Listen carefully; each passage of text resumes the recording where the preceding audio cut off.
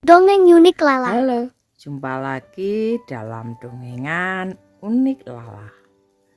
Kali ini saya akan mendongengkan tentang karma.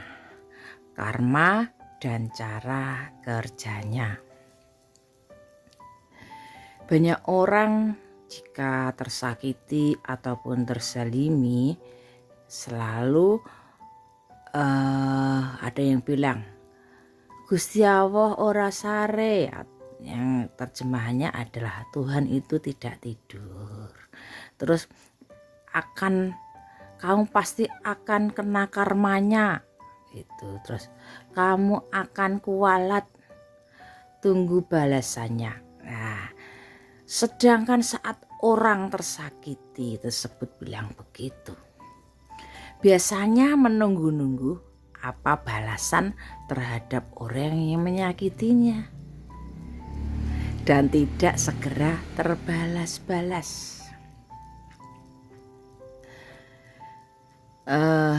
Entah itu karena ketidakmampuan ingin balas dendam tapi tidak mampu caranya, atau entah itu memang pasrah dan ikhlas benar-benar, atau memang ya banyak hal, tapi dalam hatinya meskipun melupakan atau bagaimana tetap terbesit rasa sakit dan luka itu telah ditelan dan menyembul keluar melalui ukiran atau pamor di dalam jiwanya.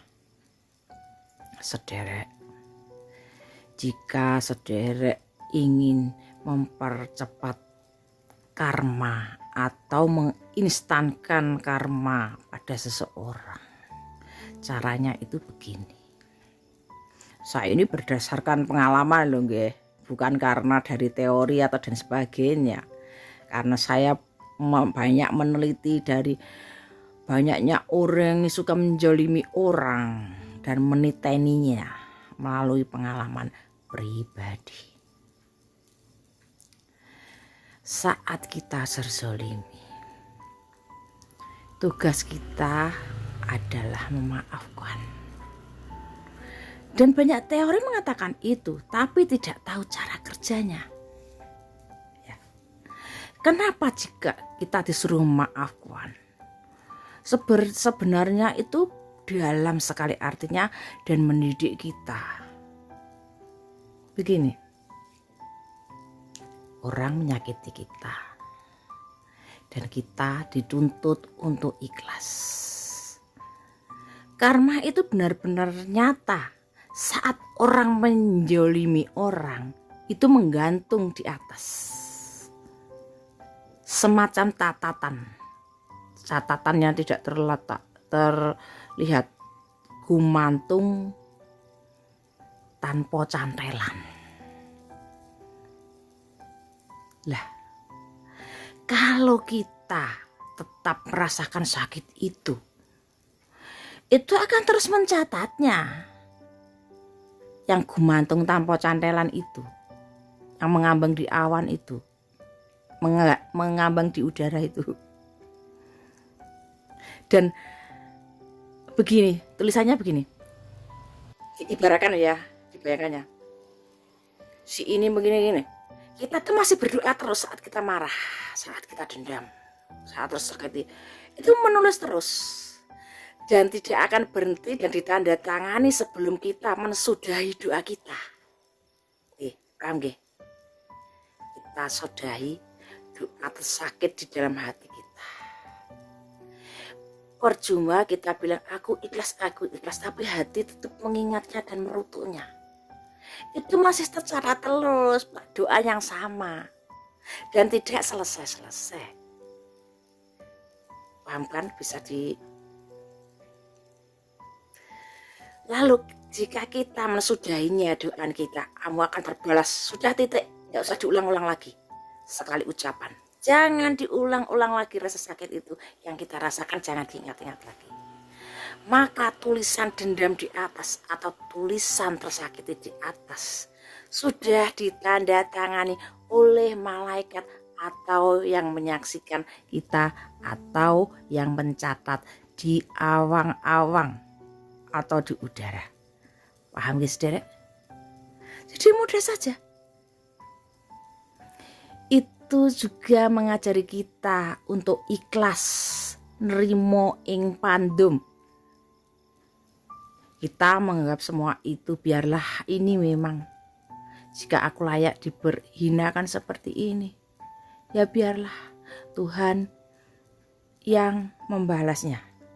Sudah titik, nggak usah berdoa-doa lagi, nggak usah sakit-sakit lagi, ikhlaskan. Sudah tanda tangan banyak sudah. Sudah di ACC. Doa kita sudah di ACC kalau kita tidak mengulang-ulang karena isinya sama. Kalau kita terus mengucapkan doa yang sama ya nggak selesai-selesai saudara.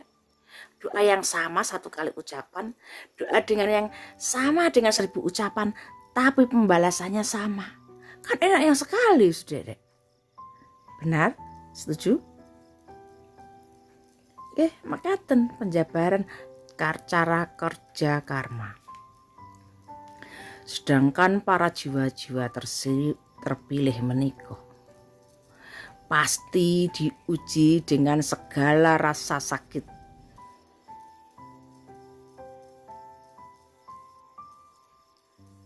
Dan jika orang terpilih menika, namanya orang terpilih, pilihan alam, pilihan Gusti Allah, itu rata-rata malatis dek. Sabdo Pandito Ratu malati. Kenapa juga di masyarakat disebutkan zaman dahulu misalkan keluarga kerjaan kenapa dihormati? Karena mereka Sabdo Pandito Ratu ucapannya malati. Disebut darah biru karena ucapannya malati. Makanya orang-orang tidak berani dan hormat, tidak berani menyakiti, takut jika sang darah biru mengucapkan sesuatu terjadi. Apalagi jika weton tersebut dihubung-hubungkan dengan kecocokannya. Bisa dibuktikan saudara, kita sembari mengasah, menajamkan ilmu kita, ilmu batin. Ini saudara, coba silahkan mempraktekkan sembari kita mengasah diri kita untuk semakin ikhlas, percaya pada Gusti kita, Gusti, bahwa semuanya selesai dengan ACC Gusti Allah, Gusti ingkang murbeng dumadi, Gusti yang maha kuasa, Gusti Pangeran. Kalau orang Jawa bilang Tuhan kita. Karena di dada kita, di hati kita menyatu dengan Gusti Allah. Manunggaling kawula Gusti. Nama Tuhan terpatri kuat dalam jiwa sanubari kita, di hati kita. Saudara, percaya, yakin, pasti terjadi, pasti deh. Karena saya selalu meyakini apa yang saya yakini akan terjadi, dan semuanya yang saya yakini tidak ada yang meleset, cepat atau lambat laun pasti terjadi, tergantung dari keikhlasan hati dan sembuhnya rasa sakit atau luka di dalam hati. Masuk? Ngaten sederek. Cara mudah ikhlas dengan cara berpikir atau solusi, karena manusia sebagai manusia yang punya akal. Karma. Karma yang saya yakini adalah maha ilmu. Karena dari karma, seseorang akan bisa mengendalikan apa yang menjadi nafsunya, keinginannya. Jika seseorang ngugemi apa atau falsafah karma menika, otomatis secara moral, akhlak, budi akan terkendali.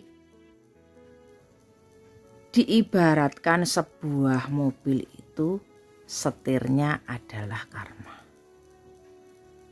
Karena seseorang yang meyakini sesuatu karma, dia akan takut berbuat salah, berbuat menyakiti orang lain, merugikan orang lain, karena pedomannya akan terbalas pada diri sendiri. Cukup kita meyakini karma, seseorang terjamin akhlak budi pekertinya.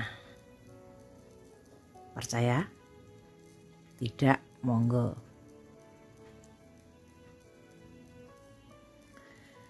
Seseorang memang diajarkan untuk berani, tapi ora mesti wani sing dladap atau wani kurang ajar, bukan. Misalkan berani mengakui kesalahan, berani bersikap jujur, berani mengutarakan kebenaran, menjunjung tinggi kebenaran. Dan seseorang yang jujur itu adalah membersihkan hawa gelap di dalam diri. Misalkan begini, seseorang yang hatinya dipenuhi dengan iri dengki.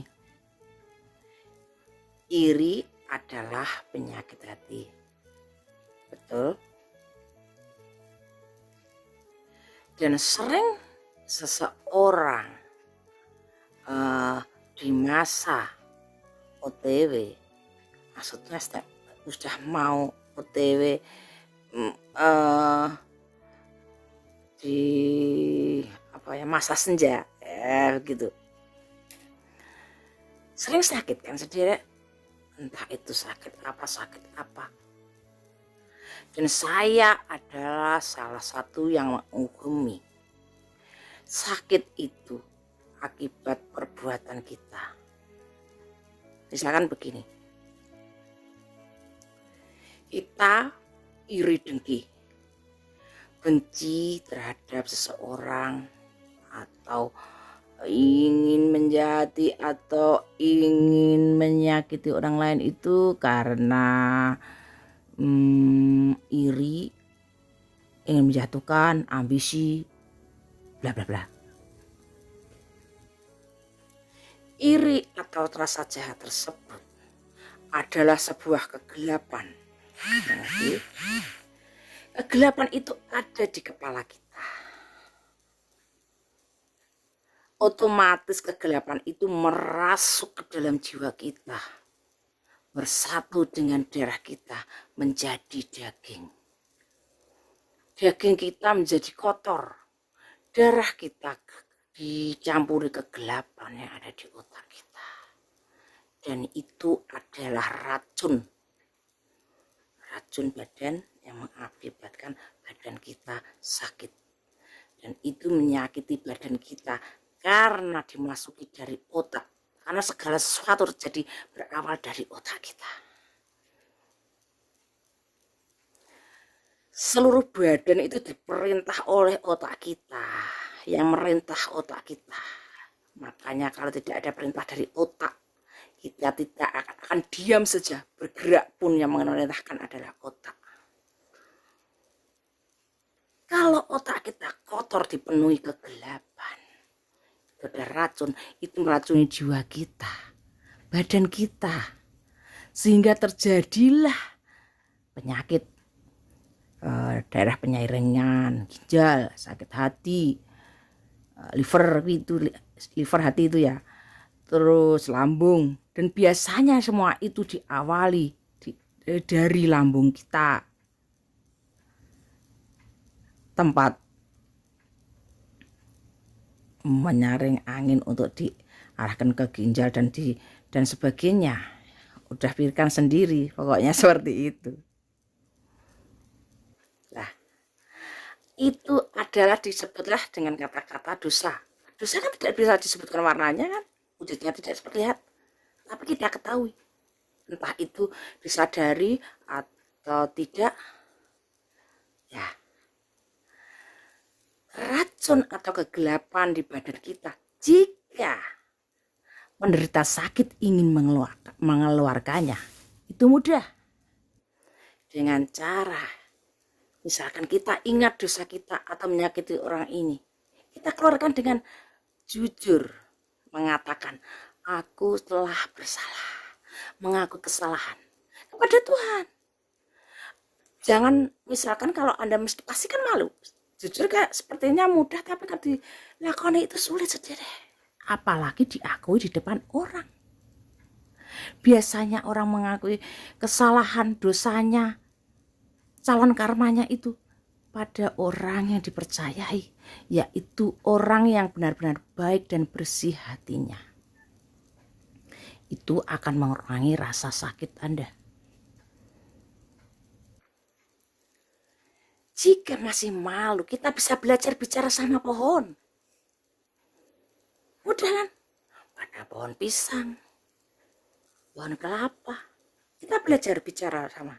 Aku telah melakukan dosa ini. Aku menyesal. Aku ingin membuang sakit hati, penyakit ini, penyakit hati ini, penyakit iri dengki saya. Saya pernah mencoba menjatuhkan ini karena iri dengki. Akui, sendiri akui. Pasti sakit yang sedikit akan terkurang. Buktikan kalau nggak percaya. Atau bicara sama hewan peliharaan. Kucing, ikan, ayam. Jangan kambing.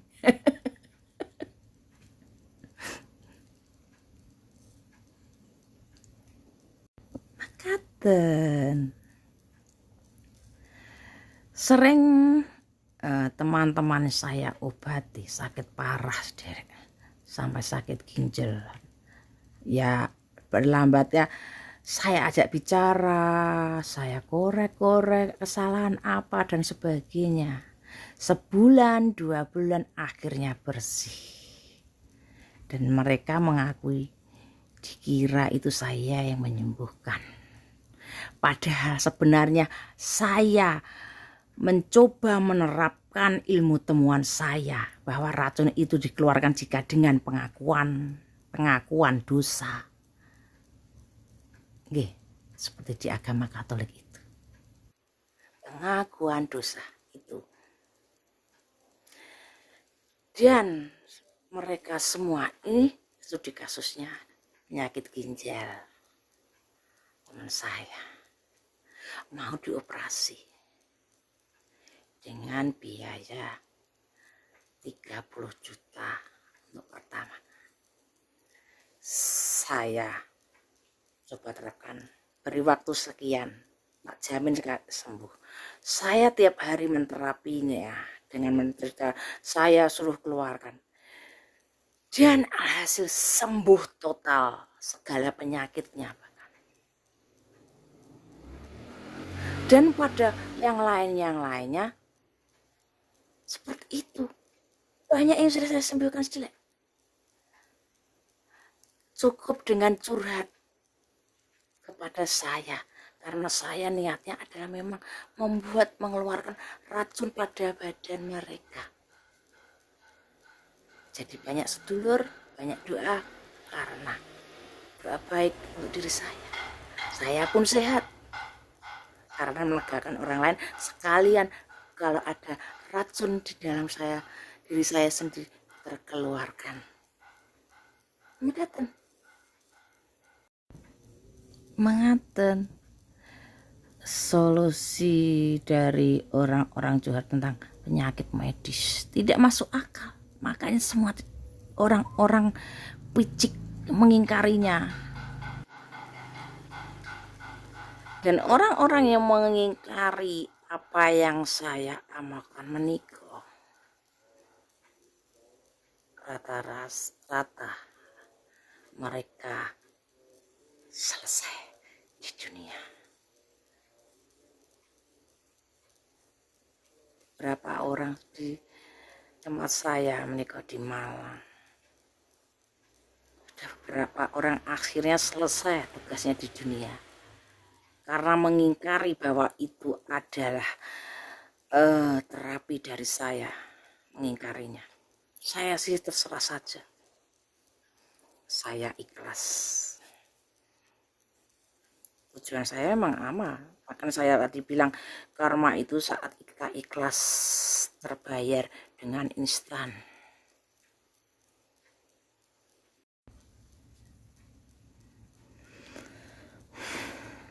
Beda halnya dengan misalkan orang minta lain bantuan dengan misalkan yang teman saya punya usaha kontrakan, karena persaingan itu rumahnya akhirnya ada genderuwonya, ada pocongnya, ada kepala menggelinding, terus perempuan cekikikan bawa bayi gitu, ada sederek minta tolong.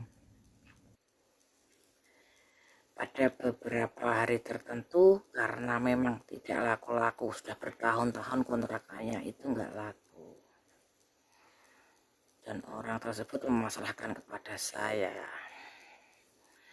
saya beri jangka waktu saya karena kerjanya adalah tenaga manusia ya, kebatinan manusia, tidak minta mengusir jin, setan jahat dengan jin pula, itu konyol. Saya minta waktu sekitar 2 bulan atau 3 bulan untuk membersihkannya dari hawa-hawa peteng. Saya bilang, kok lama sekali loh, kalau nggak mau ya silahkan. Saya sering penyakitnya gitu. Akhirnya berapa hari sekali tiap Jumat saya ke situ.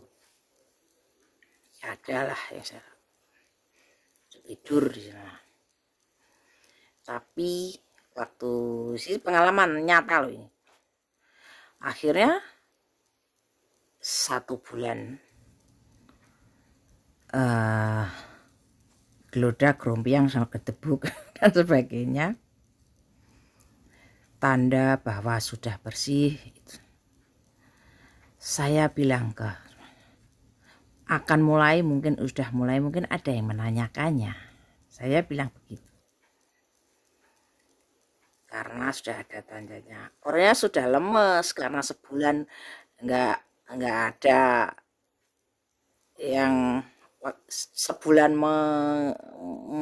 minta tolong ke saya itu loh. Sedangkan kontrakan milik dia sejak ada masalah sama orang, sama sayangan itu 3 tahun nggak laku. Saya pulang, nggak sampai besok. Saya bilang besok mungkin ada yang nelpon, saya bilang gitu.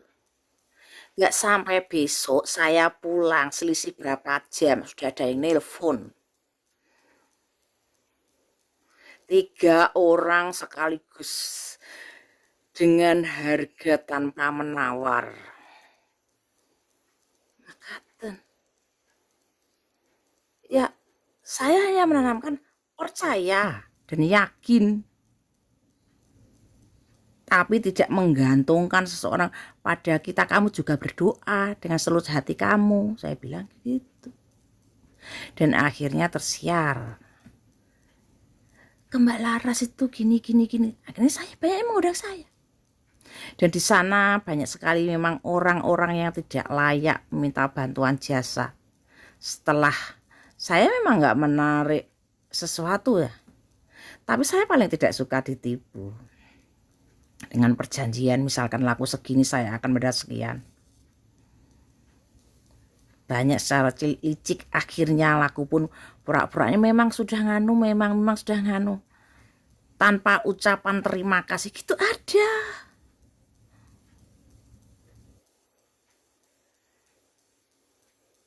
Dan akhirnya ada kasus ini, mengingkari itu adalah bantuan saya, dia dikontrak. Juga ada kasus memang kontrakannya itu ada sesuatu, ada pocongnya, banyak yang lihat. Lah kok laku railing aku, terima kasih kek, ngirimi saya ayam panggang kek, enggak, bilang karena saya ya memang sudah lama aku juga manggil di sana kok, ora karena Mbak Laras, karena aku memang punya kenalan sebelumnya, sudah dibersih dari orang sebelumnya, semacam bla bla bla bla, macam-macam. Akhirnya ya nggak apa-apa, saya ikhlas kok, misalnya gitu. Orangnya sakit, dari harga laku yang dia kontrakkan untuk mengobati sakitnya lebih mahal. Mampus enggak loh. Semacam itu, saudara. Saya cuma bilang, beri mahar saya seikhlasnya Anda. Saya memang bilang begitu. Bukan saya minta, karena ini adalah sudah syarat. Seperti saya pernah menerawang itu loh, saudara. Saya akan minta hewan kesayangan hanya disebutkan di angan-angan. Itu maharnya. Itu pun nggak diberi. Kata saudara, jika seseorang sudah menerima hasil tidak memberi binat, kan orang Jawa bilang, mahar kalau orang umum ketahui, akhirnya akan keberkahan itu menjadi malapetaka. Karma baik ada, karma buruk ada, dan mengkarmakan diri sendiri dari kelakuan atau pengingkaran itu lebih fatal akibatnya. Bagaimana cara menyembuhkannya? Saya tidak mau mengatakannya. Jika sang pengkhianat, saya punya pengkhianat seperti itu, pengkhianat amanah menikah, tidak mengutarakan benar-benar kejujuran apa dan dosa apa, kesalahan apa, pengkhianatan apa yang dia lakukan kepada saya. Semua orang bisa melakukannya. Gak percaya, silahkan. Mau nggak dipraktekkan? Tapi tak akan semudah itu. Karena semua membutuhkan keikhlasan dan kebersihan hati. Laku jujur itu sulitnya minta ampun. Saudara, cukup kita berpedoman akan karma. Karma itu nyata. Tidak percaya, monggo. Bagi ajaran sebelah tidak mempercayai karma karena mereka pelaku kejahatan. Itu hanya ukoro, saudara. Karma bisa diucapkan berupa balasan, bilang gitu gak usah karma. Bukan karena ini adalah ajaran suatu agama, bukan, tapi pengugeman di hati kita.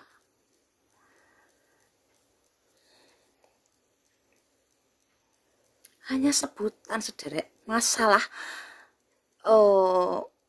cara mengutarakan hanya masalah bahasa. Yang penting tuh yang merasuk itu, yang mengalir dan mendarah daging dalam ajaran ini. Seorang yang mengugemi karma akan sebuah karma, pasti selamat jiwanya dan selamat tubuhnya dari pikiran beracun yang akan merasuki darah kita yang mengaliri tubuh kita. Jadikan darah daging yang mendarah daging, bahwa karma itu nyata. Katan sederek, mugi-mugi yang saya wedar menika berguna. Jika tidak membutuhkannya silahkan hapuskan dengan dosa-dosa yang menjadi kenikmatan dunia Anda. Rahayu.